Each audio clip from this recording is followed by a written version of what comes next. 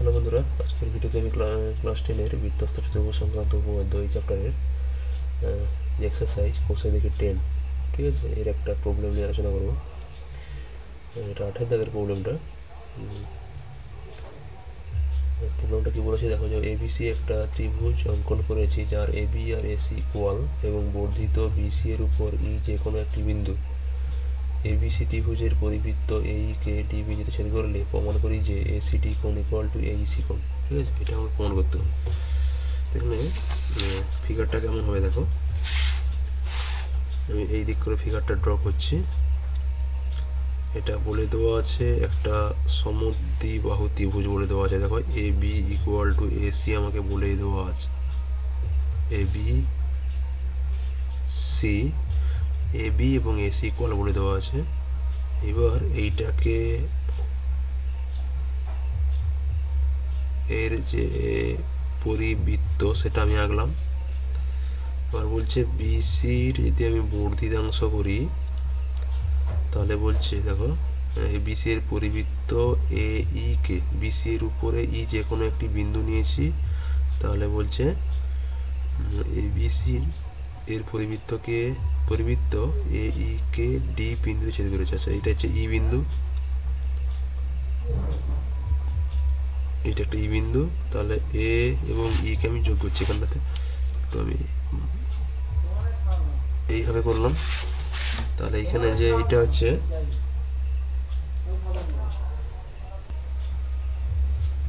ঠিক আছে, তাহলে এই হচ্ছে কি বলছে, এই বৃত্তকে ডি বিন্দুতে ছেদ করেছে, এটা হচ্ছে বিন্দু ডি। তাহলে আমাকে কি দেখাতে বলেছে দেখো, যে এ সি ডি কোণ, তাহলে এখানে এটাকে যোগ করতে হবে আমাকে, এ সি ডি কোণ। এই যে এই কোণটা হচ্ছে কার সাথে সমান হবে, এ ই সি কোণ, এ ই সি কোণের সাথে সমান হবে। তো কী করে এখানে করবো দেখো, প্রমাণটা খুবই ইজি, এখানে আমি ডাইরেক্ট প্রমাণে করছি এখানে। ঠিক আছে, এখানে অঙ্কন কিছু লাগবে না। তো এটা কীভাবে প্রমাণ হয় দেখো, দেখো এখানে সি আর ডি যোগ করে দেওয়ার ফলে এখানে দেখো এ বি সি ডি এটা একটা কি হয়েছে, বৃত্তস্থ চতুর্ভুজ। কারণ এ বি সি ডি 3-4টা বিন্দুই প্রকৃতপক্ষে বৃত্তের উপরে আছে, তাই না? হচ্ছে কোন বৃত্ত, এ বি সি ত্রিভুজ, যেটা পরিবৃত্ত যেটা। তাহলে এর ক্ষেত্রে যেহেতু এটা বৃত্তস্থ চতুর্ভুজ হচ্ছে, তাহলে প্রকৃতপক্ষে বিপরীত কোণগুলো কি হয়, পরস্পর সম্পূরক। তাহলে আমি এখান থেকে বলে দিতে পারি যে এই যে বি কোণের সাথে এই যে ডি কোণটা আমি মার্ক করছি প্রথম, এই কোণের সাথে কোন কোণ, এই কোণটা, এই দুটো যদি যোগ করে দিই তাহলে প্রকৃতপক্ষে 180 হবে, কারণ পরস্পর সম্পূরক। ওকে, নাম্বার 1। আবার দেখো, যেহেতু A B R AC equal বলে দেওয়া আছে, তাহলে প্রকৃতপক্ষে এই কোণ যা হবে এই কোণ একই হবে, অর্থাৎ এই কোণের সঙ্গে এই কোণটা ইকুয়াল হলো।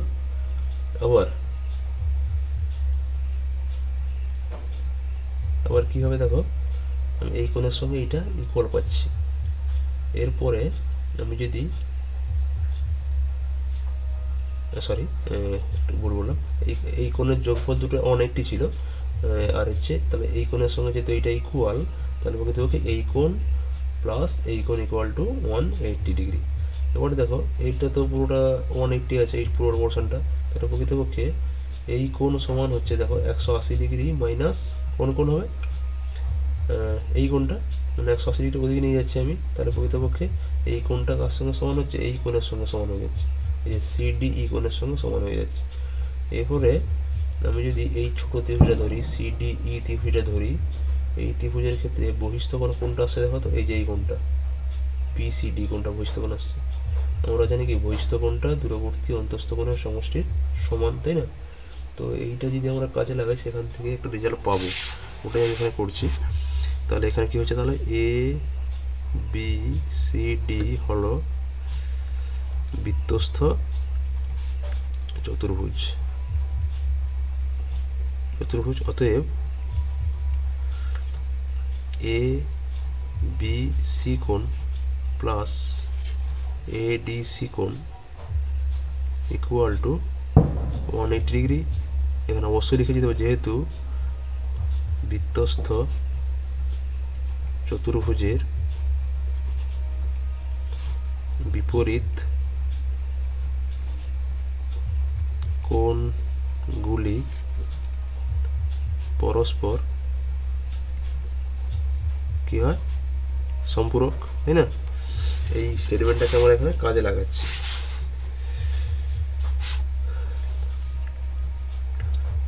বা এখান থেকে আমি বলতে পারি দেখো এবিসি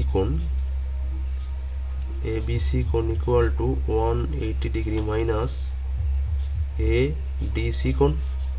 এবার দেখো এডিসি কোণ থেকে আবার সিডিই কোণ হয়ে যাচ্ছে, সিডিই কোণ। আবার কি ত্রিভুজ এবিসি এর এবি আর এসি আমাকে কি বলে দেওয়া আছে ইকুয়াল, তাহলে এখান থেকে পাচ্ছি আমি যে এবিসি কোণ যা হবে এসি বি কোণটাও একই হবে। অতএব এখান থেকে আমি পেলাম যে এসি বি কোণ ইকুয়াল টু সিডিই কোণ। এই রেজাল্টটা আমার এখানে কাজে লাগবে। এরপরে আমি কি ধরছি এখানটায় যে ত্রিভুজ সিডিই এর হচ্ছে বহিস্থ কোনটা বিসিডি কোণ ইকুয়াল টু দূরবর্তী অন্তঃস্থ কোণ কি হচ্ছে, একটা হচ্ছে সিডিই কোণ প্লাস সিইডি কোণ হলো। বা এখান থেকে আমি লিখতে পারি দেখো বিসিডি কোণ মানে দেখো বিসিএ কোণ বা এসিবি কোণ লিখতে পারি, একই জিনিস, প্লাস এসিডি কোণ।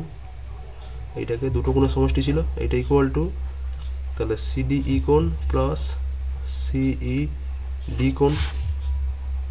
এবার দেখো এসিবি কোণ মানে কি ছিল সিডিই কোণ, মানটা এখানে বসিয়ে দিচ্ছি আমি এখানে।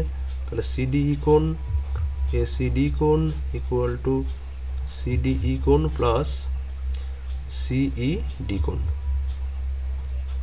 দেখো সিইডি কোণ, আচ্ছা লিখে দিই আগে এখানটায় সিইডি কোণ। তাহলে এখান থেকে দেখো সিডিই কোণ এটা বাদ চলে যাচ্ছে, তাহলে এখান থেকে আমি পাচ্ছি দেখো এসিডি কোণ ইকুয়াল টু সিইডি কোণ। তো ফিগারটা যদি দেখো এখানে দেখো সিইডি কোণ যা আর এইসি কোণও একই, কারণ এডিই একই রেখার উপরে আছে। তাহলে এটা আমি লিখতে পারি, তাহলে এখান থেকে বা এসিডি কোণ ইকুয়াল টু এইসি কোণ এখানে লিখে দিতে পারো যেহেতু এইসি কোণ আর সিডি কোণ একই। এটাই প্রমাণ করতে আমাকে বলেছে, খুব ছোট প্রমাণ, জাস্ট কনসেপ্ট কাজে লাগাতে হবে। এখানে অবশ্যই একটা যে স্টেটমেন্ট কাজে লাগাতে হবে, কি স্টেটমেন্ট, যেহেতু এখানে স্টেটমেন্টটা আমি আর লিখলাম না, মুখে বলে দিচ্ছি কি স্টেটমেন্টটা হবে এখানটাতে, যে কোনো ত্রিভুজের বহিস্থ কোণের মান দূরবর্তী অন্তঃস্থ কোণদ্বয়ের সমষ্টির সমান, তাই না? তাই সেই স্টেটমেন্ট এখানে কাজে লিখে যেতে হবে এখানটাতে। এটা কাজে লাগানো হয়েছে এখানটাতে, খুব ছোট প্রমাণ, দেখে নাও একবার ঘুরে প্রথম থেকে।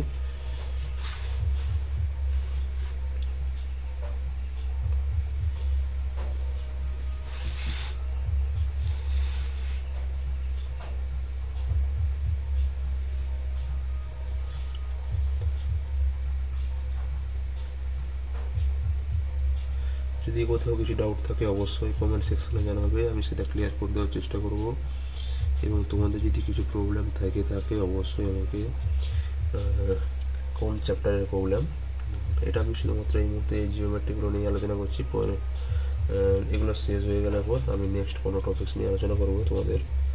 তো যদি এই মুহূর্তে জ্যামিতির যদি কোনো কিছু আটকে থাকে তাহলে অবশ্যই তোমরা কমেন্ট সেকশনে জানিও, আমি সেগুলো তোমাদেরকে আলাদা কোনো ভিডিও করে দেওয়ার চেষ্টা করব। এবং যদি এই ভিডিওগুলো তোমাদের কাজে লেগে থাকে অবশ্যই ভিডিওগুলো লাইক, শেয়ার এবং চ্যানেলটাকে সাবস্ক্রাইব করবে, যাতে আমি নতুন নতুন ভিডিওগুলো তোমাদের কাছে নিয়ে আসার জন্য একটা উৎসাহ পাই।